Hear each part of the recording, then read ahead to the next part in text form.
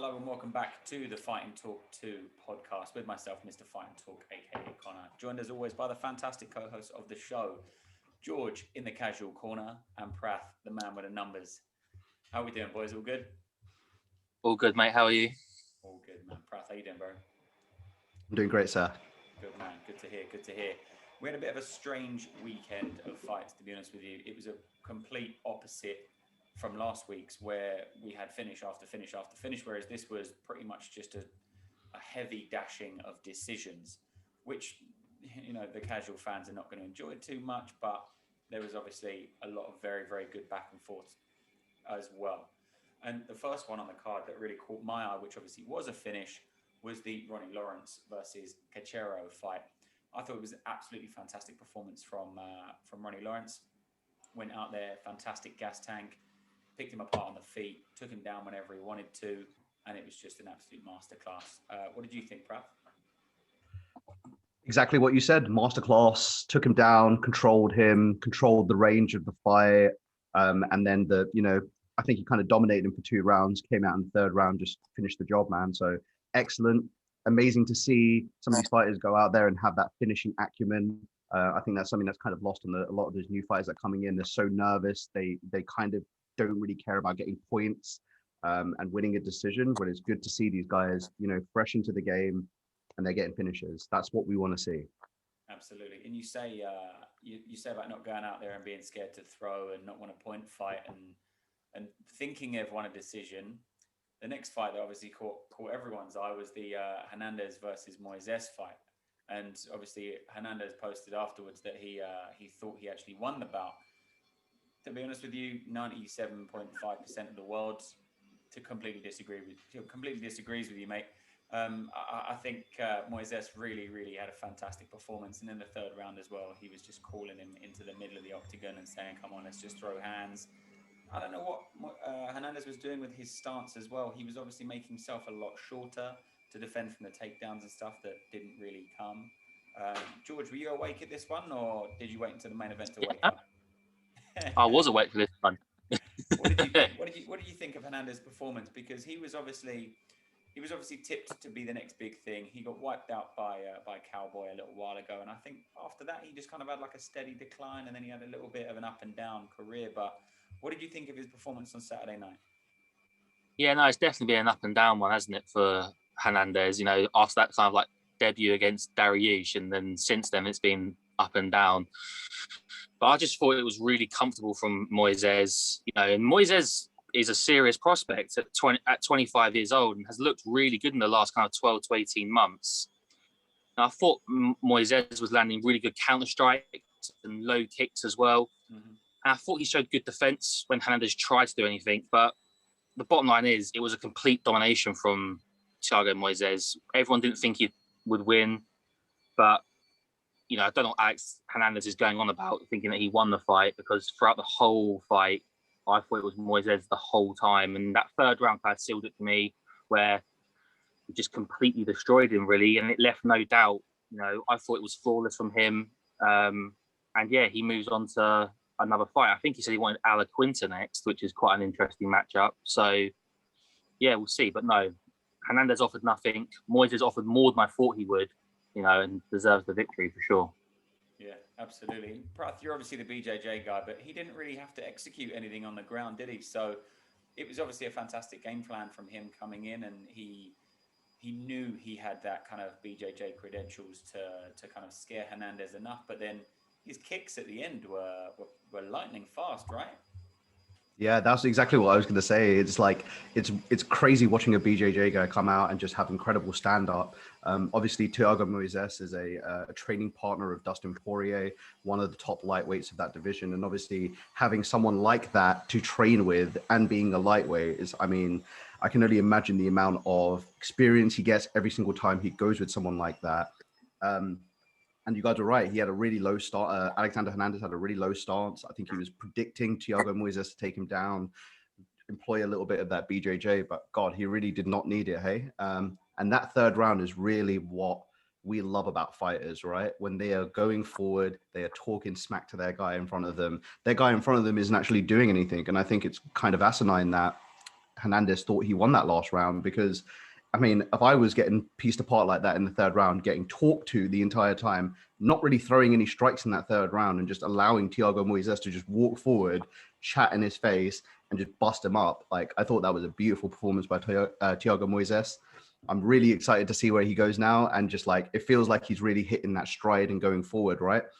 Sometimes you see these guys have those breakout performances. And while I think that third round is indicative of a breakout performance, I have a feeling that the next one that Thiago is going to be a part of is going to be a barn burner. Oh, definitely. And the thing you need to take into consideration as well is the cornering from Hernandez. They must have been saying to him between rounds, look, mate, you're taking some licks out there. We need to throw more. We need to be more active. You've lost that round. But maybe they weren't saying that to him. Maybe they were saying, yep, we clinched that. But you just think every single round you should say to your guy, right, we're down now. You need to go out there and win it a finish. Or, we're down now. We need to go out there and do something spectacular. Because if he's just got a corner of yes men that are going, yeah, we're doing really well, he's not going to get anywhere. Do you know what I mean? He's going to have to have some people around him that are going to give him a little slap and tell him how it is, and say, between the second and third that, we're down 2 here. Or, I think it was pretty much 19-19 on the way into the second, but one of the judges had it 30-26. They thought it was a clear domination by Moises, But just one thing I wanted to add on that real quick, just before we go, is the fact that it could be a 30-27, yet Hernandez thought he won in any way, shape, or form, shows cornering is just not really, like, they're not giving him what he needs to go forward, right? Now, when you're in between the round, when you're in the round itself and you're in the fire, your coach is calling stuff out to you, that's a beautiful thing to see, and it's giving them the adjustments as they go. Now, when you get into the corner and they start lying to you, going, oh my God, that was a great round, keep doing that, but he just lost it. That shows to me that the corner is just being too biased in the fact that they want to see their guy win, but they're not facing the reality of their guy is losing. These are the adjustments you need to make to go forward, right? You often see that, right? And you'll see at the end of the first round, like John Anik will turn to Joe Rogan and be like, why did he just say that to his corner? He clearly lost that round.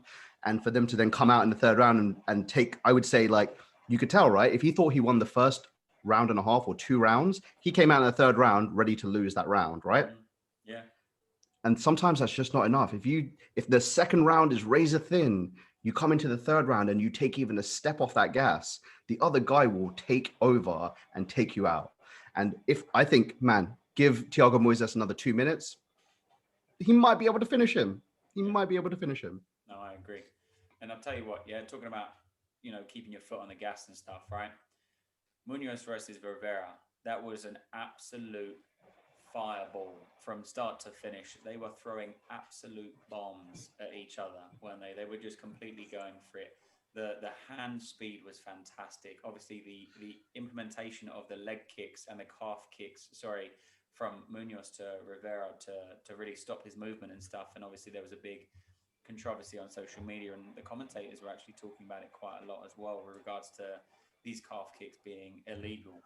And that's a story for another day. I think we're actually going to do a full episode on that with regards to our views on these leg kicks that are, just a crucial part of the game. But it seems like these past couple of months, it's just all people are speaking about.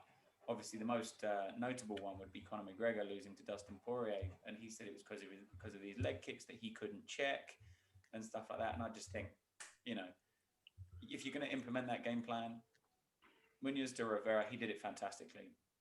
You know what I mean? And they were both catching each other with some serious hooks as well. I think Munoz was always going more for the straighter punches, and Rivera was going for those really big looping power hooks. And they both caught each other a lot, and they were both, stunned at quite a few points in that fight as well. George, how did you see it, man? Because it was a very, very close bout, but clearly Munoz won, right? Yeah, definitely. I had Munoz winning it. It was definitely fight of the night. There wasn't too many other contenders for it. So, yeah, definitely fight of the night. And like you said, they were throwing big time as well. And I think I was looking at the numbers, and it was like 49% of Munoz's strikes landed compared to Rivera's 32, hence probably why he won. like I said, they were both throwing, but it was like we said, it was the calf kicks that really kind of landed the most damage and literally kind of impaired Rivera. By the end of the fight, that leg was destroyed. But you've got to do what you got to do to win, haven't you, in this world? And that worked. It worked a treat. And like we said before, I said in the preview show that kind of usually what happens when rematches happen is the other guy kind of finds a way to get it back to 1-1, and Munoz did that. And I think Munoz looked really great. He's got a really lovely range of striking, and I think he's a dangerous guy. I think he's like 7 in the rankings, and I think he could fight some of those top guys and cause them a real problem up there. So he's definitely someone to keep an eye on in 2021. I also fancy him as well to be the type of guy who'd take a fight on short notice. He just jump in straight away, wouldn't mess about. So, yeah, no, he was great. I thought Jimmy Rivera was good as well, to be honest. He's still great fighter, But, yeah, Munoz destroyed his leg, man. And that was the reason why he won that fight. The damage he took to that leg is the reason why Munoz won, for sure. Yeah, I think Aljamain Sterling has beaten both of these guys as well, no? And Piotr Jan they fought? He beat Jimmy Rivera. He hasn't fought Pedro yet. So it just goes to show that there's still quite a bit of a gap in the division as well with regards to the top kind of echelon of the division and those kind of 7 or 8 in the rankings as well. Obviously, I'm absolutely stoked for Jan versus Sterling as well. I think that's going to be an absolute killer of a fight. But yeah, like you say, man, with with Munoz throwing in the leg kicks, but Rivera managed to stay on his feet as well, which I thought was fantastic. I think he did take a knee at one point, just kind of got hit and then almost fell but didn't fall, and it's really tough. It's really tough. But how did you think Rivera looked, Prav? How did I think Rivera looked? I think Rivera looked as good as he's kind of ever done. I think if he really, if you take away the calf kicks there, I think that was one of Jimmy Rivera's better performances in terms of just showing his heart, showing his skill, his technique as well. Like I love you were saying, like, Pedro was throwing a lot of straight punches and Jimmy was throwing a lot of hooks. What you found is that Jimmy was kind of trying to walk through the calf kicks and try and explode and throw, left hook, right hook, uppercut, something to just kind of break through the guard. Obviously, Pedro keeps his hands nice and high. Man, I can't speak highly enough about Pedro's acumen as a technique, skill, as a fighter. I think he is going to be such a tough fight for everyone in that bantamweight division. He's got incredible jiu-jitsu, and his stand-up over the last 2 years has become, he knocked out Cody Garbrandt. I think that was really his way of rocket shipping him up to that next level of stand-up fighting. And you're seeing it every single time he comes out, right? More leg kicks, more strikes, more combinations. I think that's also a very important thing in this fight, was that Pedro was throwing amazing combinations, throwing punches to kicks whenever Rivera was getting close as well. And he felt like he was trying to set up on him. He would immediately throw the leg kick to disrupt the game. And I just think it's crazy, actually. I used to play UFC 2 on my PlayStation a lot, right?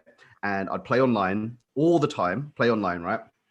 And when I started playing, I just got knocked out all the time, right? I used to get head kicked. I used to get whatever, spinning back kick to the face. The guys online were just too much, right? And I thought I needed a way to kind of even the playing field. And when I was playing it, I noticed that nobody on the game defends leg kicks. So I started leg kicking everyone on the game and I started winning everything. So it's kind of crazy, actually, to see how now in this year that the leg kicks have become such a big part of the game. I think it's great. I think that it's such an important tool that has been neglected over the years. That's one of the big reasons why I love John Jones' style of fighting, the way he does his leg kicks, the way he does the oblique kick, the calf kicks, things like that, man. So I'm stoked to see it come and make a big splash, but we will talk about that on another episode where it'll be a little bit more detailed. But yeah, that was just kind of my piece there. Yeah, I've been watching some older fights as well. In the build up to obviously 259, I was watching Blachowicz versus Corey Anderson, and Blachowicz was throwing loads of leg kicks, and then obviously you've got the most famous kind of leg kick check of Anderson Silva break when he literally broke his shin in half, and he was obviously checking a low calf kick, and I just think people have been doing this for such a long time, and it kind of hasn't made as much noise.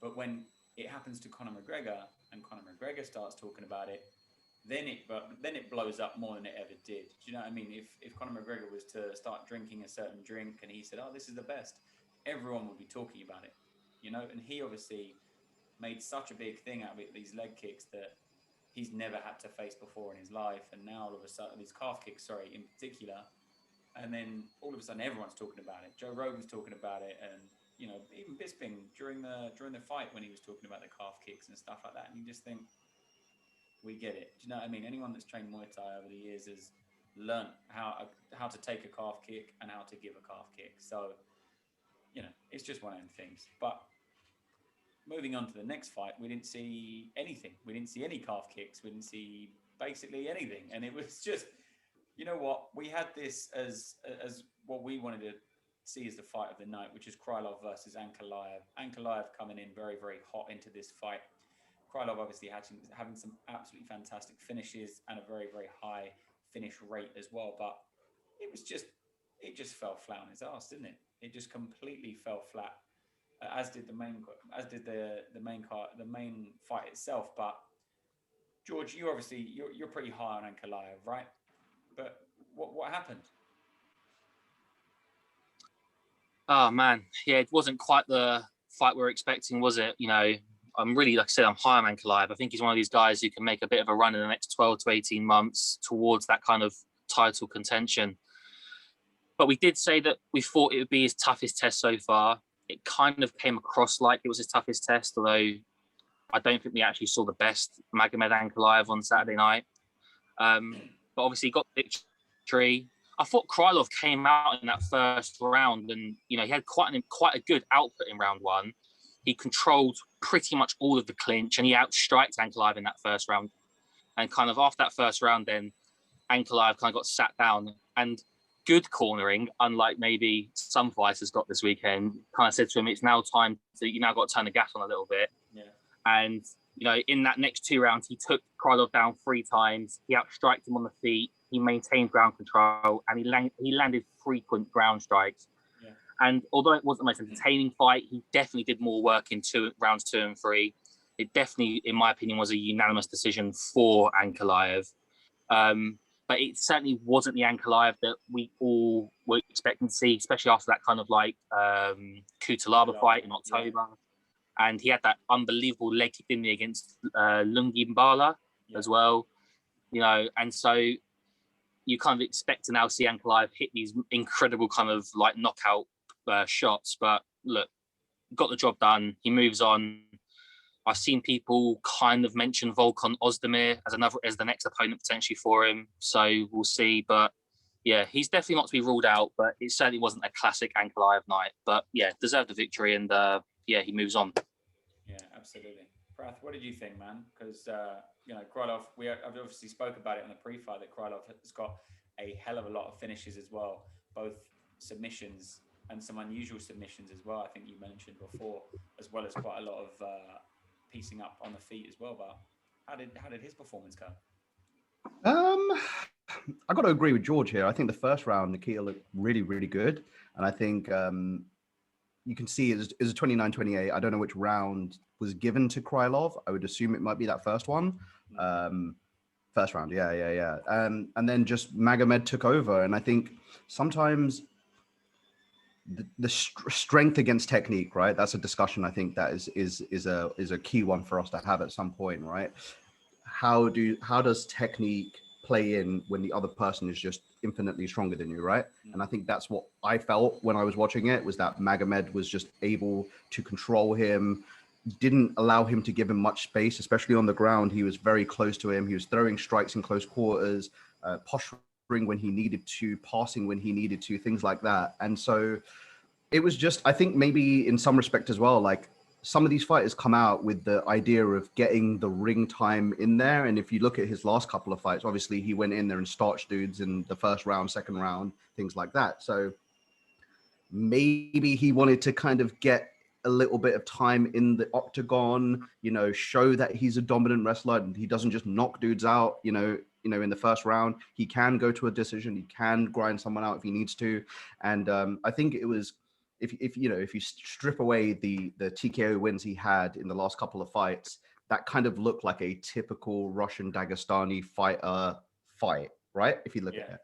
And so that's kind of what I was feeling within that. Nikita Krylov is still a beast. I still think, you know, he's always kind of had an up and down career. And obviously he has a lot of finishes. So it looks like when he is in a position where he is the dominant fighter or able to implement his game plan first, then he kind of doesn't really like think about it from a decision standpoint. He thinks, okay, I'm just going to go in and finish this guy, right? But I think when he hits that brick wall where the other person is just that much stronger than him, that's where he kind of tends to wilt. So, and that's kind of what the comparison I had was when Nikita fought OSP, and OSP, you know, he was having a good fight against him. OSP takes him down. He ended up getting the Von Flue choke on him because he was trying to go for the guillotine and things like that. So yeah, typical for me. That's what I found. I found it was like a typical Dagestani Russian fighters fight.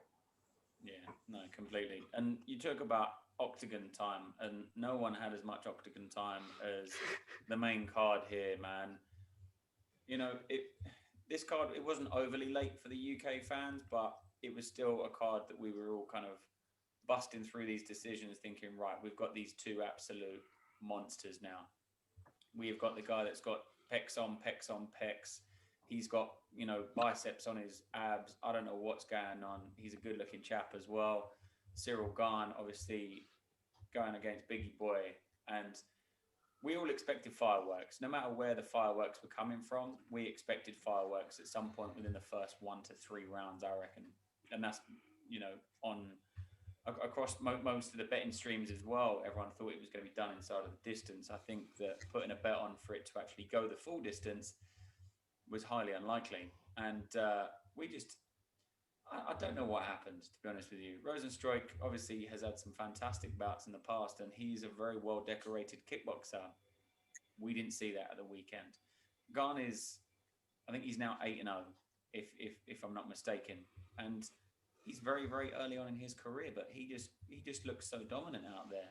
He looked super light on his feet. He was moving in. He was coming out, managing distance perfectly. He would step into range, catch him with 1 or 2 shots, and then he was out.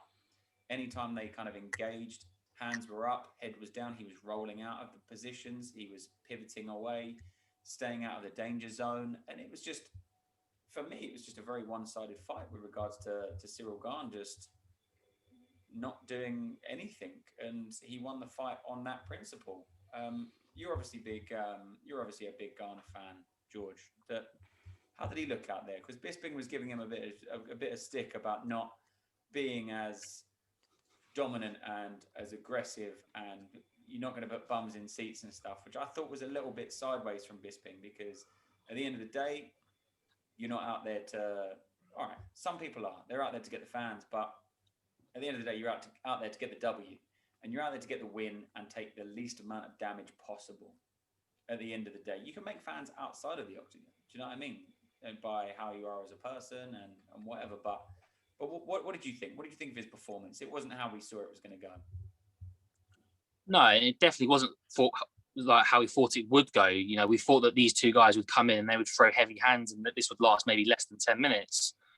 But what really annoys me is this like rhetoric from people like who watch the MMA and analyze it, and they say, he's not doing anything to get any fans, and he's not doing much. It's like, well, what did you want him to do? Like, did you want him to go, do you know what? I'm winning this round, but I'm winning this fight by like 3 or 4 rounds. So what I'm going to do now is I'm going to actually engage with Rozenstruik, and I'm going to start throwing heavy hands at him, you know, because Rozenstruik hasn't got anything to offer me, has he? Because he couldn't knock me out of one punch, could he? You know, do you know what I mean? It's just like, it makes no sense. Like, why they were like, everyone's saying, oh, he just start getting a bit more heavy with it. It's like, as I was watching, I didn't get it. I thought Dana White's comments afterwards were ridiculous as well, saying, oh, you know, Ngannou knocked him out in 20 seconds, you know, maybe he should have done a bit more. It was like, the bottom line is you get in there and all you've got to do is win a fight, yeah? That's the bottom line. And it doesn't matter really how you win it, as long as you win it, because winning it gets you more money, it gets you further up the rankings, and it gets you closer to a title shot. So the bottom line is Cyril Gane on Saturday night did all of those things, and now he's going to be closer to a title shot than Jairzinho Rozenstruik is. I think the main thing with this one is that for whatever reason, Rozenstruik did not turn up one bit. I mean, Cyril Gane left that octagon prettier than he went. Then he went in. He literally threw nothing. He literally threw nothing, did he? There was nothing from Rozenstruik, and maybe that was because actually, although he's very inexperienced, Cyril Gane, he's actually quite intelligent, and he actually controls fights quite well for a guy who's only had 8 professional fights. So, yeah, but I just don't know. I thought I'd see a much more ferocious performance from Rozenstruik. He put the pressure on Cyril Gane. You know, the guy that's not very experienced. I've got the potential here maybe to take him. You know, show him. You know that there's that you need a bit more time in here to maybe have a bit more experience. But there were times that I didn't understand Rozenstruik though, because at times he was backing Cyril Gane up towards the cage. And it was in the end, he was going to hit the cage, and so he had nowhere to go. And you're like, go on, like start throwing, and he never did. It just never, like at no point. It was almost like he was scared to throw hands. I mean, I looked on the thing, and Cyril Gane outlanded him in total strikes and in significant strikes. And I thought Cyril Gane showed improvements in his clinch and on the takedowns. And I think for a guy that is only had 4 fights in the UFC. He's going to be ranked tomorrow, probably 4 in the world. You know, he is a really, really serious. I'm not sure if you call him a prospect anymore. He's a serious contender now. And maybe he needed the time in the octagon to kind of learn and further himself. But he's in for some big fights. And for me now, I want to see Cyril Gane be pushed and pressurized. And I want to see what it's like when he finds it difficult and he's under pressure. And so for that reason, the only fight that makes sense is Derek Lewis now. Derek Lewis won't do what Rozenstruik did. He'll completely pressurize him. He'll make him uncomfortable and he'll make him work, I think. And knowing as well that he's literally got one punch knockout power like Rozenstruik had, but I feel like Derek Lewis is more likely to throw that power. And so, yeah, Cyril Gane needs somebody who's going to really kind of test him inside there. And I feel like Derek Lewis is that guy. But Rozenstruik offered nothing. Cyril Gane offered not a lot, but he offered enough to clearly win that, and he deserved it. He did more work. Rozenstruik did nothing all fight.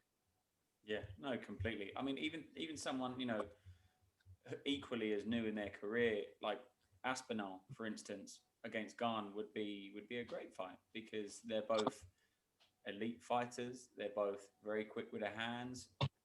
Very, very quick with their hands, because we saw Gane. He was coming in with those 1-2s and he was coming in with them quick jabs, and it was just rapid. His hand speed and his feints were fantastic. I thought he looked really, really good as well, man. Exactly as you say. He looked fantastic, and Rozenstruik just really didn't show up.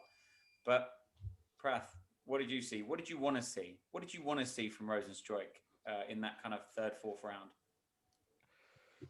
All right, so a couple of things to unpack here for me. I'm feeling a little bit different to these fellas here in regards to some of the comments that were made yesterday. I'm not going to say what Dana said was the correct or the right thing, but I will kind of align with Bisping here on some of the things that he was saying. But bearing that in mind, I will say styles make fights. And I think that's one of the biggest things that you'll hear in any kind of situation, right? You know, Dana compared the fight with Ngannou's fight with Rozenstruik, right?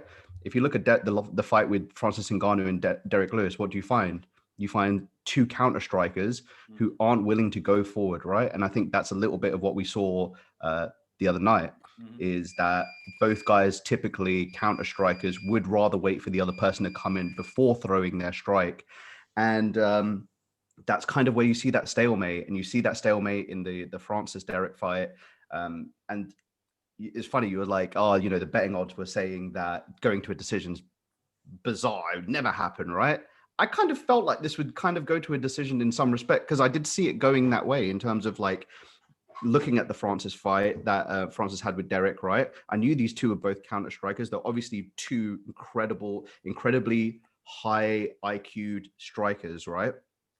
And they know both guys can knock each other out, right? One punch from Biggie Boy will knock you out. One solid connection from Gane will knock you out. And so I think they had that in mind. You could see it in their faces the entire night. They were like, okay, I know you can knock me out. And then you can look at Gane, I know you could knock me out. And so they just kept kind of doing their little dance, which is cool. And I think it's good to be technical in there and tactical in there. Like a lot of people hate Darren Till versus Wonderboy Thompson, right? I love that fight because for me, that was a very finite chess match. That was like the inches made the difference there. This a little bit less, I would say that a little bit less technical, a little bit less about the inches. And I think the other thing as well is we don't know what's going on with Jairzinho. I think Jairzinho was expecting Gane to come out a certain way, and maybe because he didn't, Rozenstruik was maybe quite thrown off. He did release a statement afterwards saying like that was one of his worst performances.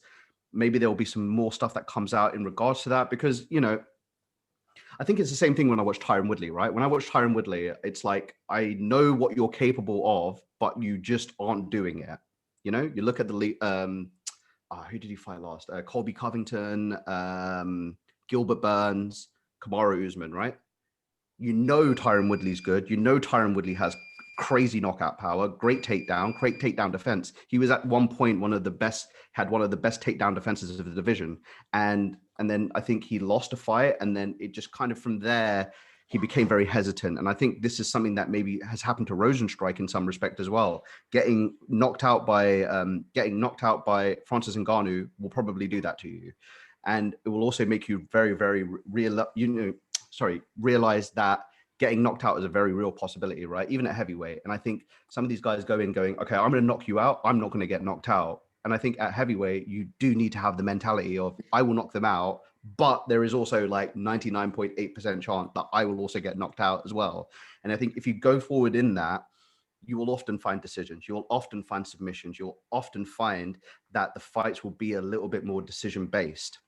Now, my other point that I wanted to make was around that kind of pay-per-view side, being a star, being one of the kind of, I think Dana White obviously needs more stars to kind of flourish and to kind of make it to that next level. They want pay-per-view stars, clearly, right? Conor's pretty much on his way out. Ronda's not there anymore. John Jones is only fighting once every so often. You know, these are all the stars of the UFC. So, and I can see why he wants Gane to be a star, right? As you guys said, crush corner, right? Gane is a beautiful motherfucker. So for me, I feel like the matchup needs to be different, right? So the way that he's matching up, if he wants Gane to be that star, Sean Shelby needs to mash up Gane with guys that he can just demolish, right? Look at Conor McGregor, right? He fought Dennis Siver before he fought for a world title. It's like, that is great matchmaking, right? That is knowing, here's your star, let's put him in a position where he is going to be shown in his best light, right? Now, maybe is Jairzinho Rozenstruik top heavyweight maybe the best idea for that kind of showcase of these skills? Probably not. But we also want to talk about breaking through and becoming a top ranked fighter, right? Breaking through and having that breakout performance and becoming, you know, top 5 in that division. Gane is about to kind of get that now, I would assume, after winning this fight. Now I feel like the next fight he will need to be put in is a fight where it's a showcase fight for him, where he goes out, he just takes the dude out in like a round or two and just looks perfect doing it. So that for me would be my ideal next matchup for him. I do like the idea of a Derek Lewis fighting him, because I think Derek Lewis, even though again, I feel like we might see a little bit more of that same counter striker versus counter striker, I feel like Derek has kind of grown in the last couple of fights, I would say. And it looks like he is coming in with a smarter game plan as well. Like, I think that was one of the better things I saw about the Curtis Blades fight, right? Curtis Blades is a takedown phenom, right? And I think he knew that his distance was fantastic in that fight. And when he was coming in, he had the knee ready, he had the uppercut ready. So I would love to see him against Derek Lewis, because I think that would be a real, like, another one to really bolster him up those ranks. But for me as well, and I think for Dana White and for Bisping and for guys like that who want to see Gane become a star, we need to matchmake him a little bit smarter, if that's the plan. So obviously there's Volkov as well. There's Blades obviously coming off of that KO loss. Gane could fight Blades as well. There's a few matchups as well in there. And like you say, if he's in the top kind of, he will be in the top 5 or 6 Gane the beginning of this week. But then does he fight someone that's kind of like 8 or 9 just because it's an easy fight, or does he take that quick route to market? I was just talking like about like a, you know, no offense to this bro, but you know, like a Sergey Spivak. So he can go out there and just like dominate him and show that he is everything that they want him to be. I think once he starts going in and you see these guys fight, you know, a couple of the top 5 guys, like two, you know, they fought 3, 4, and 5. They start getting a little bit more. They can hang in there a little bit more, and they're a little bit unafraid to take those chances. And you know, George emphasized it correctly, right? He's there to get 2 paychecks, right? He's not there to go and get 1 paycheck and get the hell out of there, right? But I think it takes him having to fight 5, 4, 3, 6, like a couple of those real top ranked guys, feel comfortable in there, and go out and do your business, my man. Yeah, no, definitely, I agree. And there's something we waited till the end of the show to talk about, and that's the fence grab from De La Rosa versus Bueno Silva. And I think Rozenstruik actually grabbed the fence as well, which is why I kind of wanted to tail it off of this conversation. But it was a crucial part in the fight, and she grabbed the fence so blatantly, and it was just unbelievable.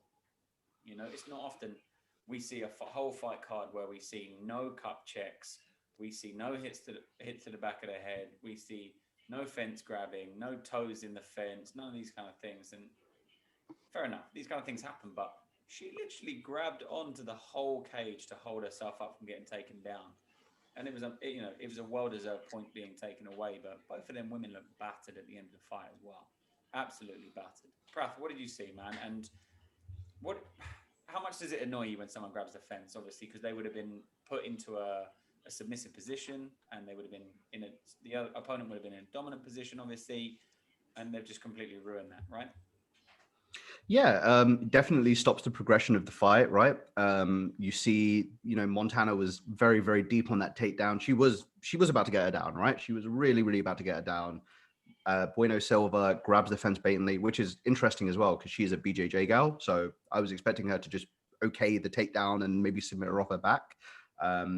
And it's actually, when I was watching that fight, I thought of the Yoel versus Jacare fight, because that also happened in that fight where Jacare was about to get him down and Yoel grabbed the fence. The thing that I kind of wanted to cover in this side of it, in this aspect of you know, fouling, I guess you would call that fouling. For me, I think a lot of the guys kind of want to be able to get away with little things, right? Maybe not eye pokes, maybe not cup checks, but little things like tiny fence grabs, right? Maybe the ref sees it, gives them a bit of a soft warning, and they can just get on with the fight, right? Obviously, something like that, which blatantly stops the takedown, you need to stop it. You need to take away the point. I think the referee of that fight was Jaron Villel, and credit to him for taking that point away, because a lot of the other guys, and this is something we were talking about, being, you know, referees being aligned on things, right? Referees being aligned on, you know, what is a TKO'd fighter, you know, when the guy's on the floor and he's got his hands on his head and he's getting pounded away, like how many strikes do they have to absorb before you take it away? Sometimes it's 5, sometimes it's 25, right? I think the other thing that we need to be aligned on here with the referees is, I think, like, you know, the Annex and the Rogans and those guys have mentioned before, you know, someone getting eye poke needs to have a point taken away immediately, especially if it's a bad one, right? Because that does compromise them. When you get cup checked, it sucks, but you can take that 4 or 5 minutes and you can recover, right? From an eye poke, especially a deep eye poke, and we've seen some deep eye pokes in UFC, right? That really just takes away so much of your game. Imagine, you know, you just get poked in the eye, you're trying to walk down the road, your peripherals are all off the place. And I can only imagine what it's like when you're in a fist fight in a cage with another dude who's trying to take your head off. So for me, I hate that fighters try to get away with those kind of little small little fouls, you know, small little, you know, try and get away with a leg kick that accidentally kicks the cup. Oh, you know, I'm sorry. It was my bad. You saw Pedro cup checked Jimmy Rivera like back to back. He hit him once and Rivera was like, okay, steady on. And then the second time he hit him, he was like, are you kidding me? Because it was like, you could have avoided that, man. You could have aimed a little bit lower. And, you know, it's not like Pedro was missing on those leg kicks. You know what I'm saying? So, so for me, I think the thing that I wanted to kind of cover was, I don't think it's fair for fighters to try and take those small kind of opportunities to game the system, right? The referees are there. Let's make sure that the referees are keeping on top of these things. And obviously they do a great job, man. You know, when there's little toes in the fence, they're pulling them out and they're doing those kind of things. I just want them to be a little bit more aligned on this. And hard line, I think Jaron Lavillel did the exact right thing. Take away a point. I think for an eye poke, take away a point. For a cup check, if it's real bad, if we're talking, you know, Edson Barbosa, Paul Felder, Edson Barbosa spinning, back kicking him in the balls, take a point from my dude. You know what I'm saying? That's gonna take away his soul, maybe some children from his future. You know what I'm saying? So yeah, that was the kind of angle I wanted to come up from this kind of perspective. I'm with you. I think in between rounds as well, I think the refs should have the ability to have a look at that round again. Obviously, when Stipe fought DC, and it was the end of the fight, towards the end of the round, sorry, and DC clearly got a big eye poke, and I believe it was Mark Goddard said, no, he punched you. And then, you know, DC walked away with this kind of like giant welt on the inside of his eye. And it was like, no, he kind of didn't punch him. It was a pretty blatant eye poke, you know, and it would have been good for the ref to have that ability to go, you know what, I'm going to watch that back, and then watch it back and go, look, you seriously eye poked him. I'm going to take a point away from that. They have it in rugby as well, don't they? Obviously, you can have they go, right, let's have a look at the screen. Let's see who's touching who. Let's roll people away slowly. Let's see what happened. And then we'll make a decision from there. Obviously, they don't want to stop these fighters for too long to have a look. I agree so hard, though. Things. Say again? I said I agree. I agree 100,000,000%, man. Like, I think that is a beautiful plan. Get to the end of the round, review it, and be able to make decisions, smart decisions. Because when you're in the fire, man, you know, everything's going so fast, you just don't know. Yeah, even like tennis. In tennis, you know, they do the little eye in the sky thing, and maybe give the fighters 3 chances. They give them 3 chances to have a look at the camera again and go, you know what? He actually hit me in the back of the head. Can we have a look on the little screen? And then they look on the screen and go, you know what? He did hit you in the back of the head. I'm really sorry I didn't call that, because how many cameras are there watching inside the octagon anyway? There's hundreds of cameras from every angle, you know, and I just think it would be so beneficial to the fighters to have that peace of mind of, you know what? I got hit in the back of the head. The other dude's had a point taken away, or even, I don't know, half a point or something, some sort of kind of discipline to say, you know what, that they hit me where they shouldn't have hit me. What do you think, George? Yeah, I don't hate the idea either of having kind of like a view in between rounds, maybe having another referee sat there looking at the fight as well. You know, as long as it's not implemented like football, like because at the moment the way that's been implemented, that's a disaster. You know, so if it's implemented a bit like how rugby does it, a bit like how cricket does it, with kind of like with the third umpire, then yeah, I could see that working. But like, I kind of will echo kind of Prav's points from Saturday though. Like there's always going to be these small trying to gain small amounts of advantage. That's just like, and as long as the referees kind of say like don't do that, and like it stops, then fine. You're never going to eliminate that kind of thing. But when it's so obvious, like it was on Saturday, then absolutely points should be taken off. But yeah, no, I don't dislike the video referee looking between rounds idea. I don't think it's a bad one at all. I think it could be beneficiary to the sport as a whole. But for the love of God, please, if you do it, implement it correctly. Otherwise, it will really affect the sport. It will really affect it. And then there'll be this controversy between rounds, like the unsure nature of it all. And it will start to get really uncomfortable. And in between the rounds will drag on for too long. And it could go really wrong. But if it's implemented properly, it could work perfectly. I think if there's something to have a discrepancy about, you know, if you've gone through round 1, it's been a very back and forth. There's no need to look in between rounds. There's nothing happening. You know what I mean? You're both taking each other down. You're both throwing some licks, whatever. But I think if there's kind of like a suspect kind of, he kind of hit me in the eye there, and then everyone's like, I don't know. Let's check in between rounds, and then they check, they have a look. But even I think the point is quite a lot, you know, especially seeing as not many refs do a kind of 10-8, do they? And if the guy was to have a whole point taken away, I think there's quite a lot, maybe even a sub point, a half a point, something like that. I don't know. Prath, what do you think? No, I think I actually kind of like the idea of both of those kind of together. The idea of having a review process at the end of the round, but also having a referee at a monitor, making all of those kind of, maybe on a notepad, like writing down, okay, these things have happened, reviewing it with the ref at the in the middle of the round, in the middle of the when they're having their rest period, and just it's only a minute in there as well, so in the rest period, right? So the other referee can go over and go, okay, you missed this, just quick, like on like an iPad, right? Imagine how crazy it is if you just had a little iPad going, okay, hey, this is what you missed. It was an eye poke, it was a cup check, and it's a cup check, but you let it go on, stuff like that, like checking with the other fighter, did the cup check affect him? Is he okay? If that's what was happening, right? No, I love both of those ideas as well, and I think as well, like another thing that I'd love to see implemented at the end of the round, just kind not in that same vein, but just kind of maybe a discussion as well that we can definitely have, which is open scoring.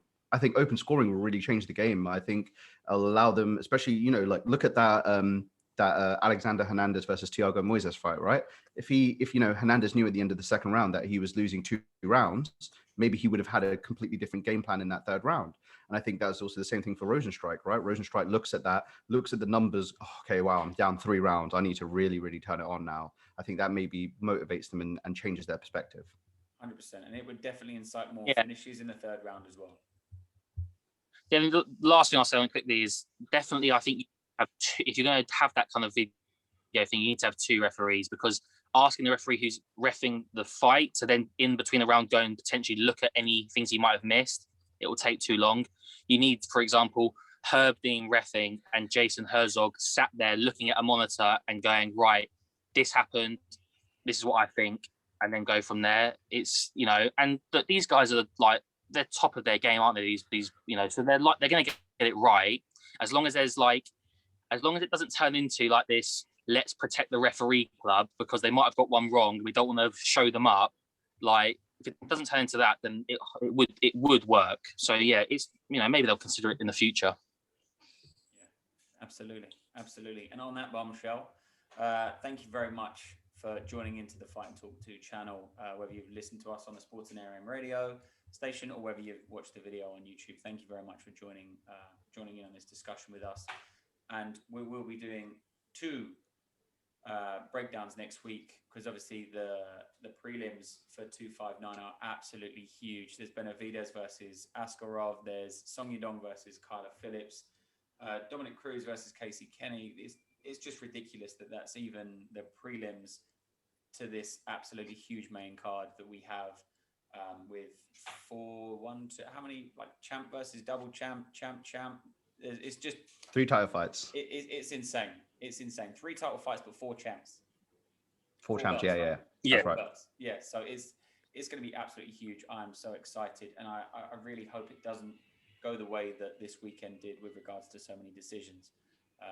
Call me a casual, call me what you like, but I want to see people getting hit, and I want to see people implementing a game plan to get the finish and to make some noise.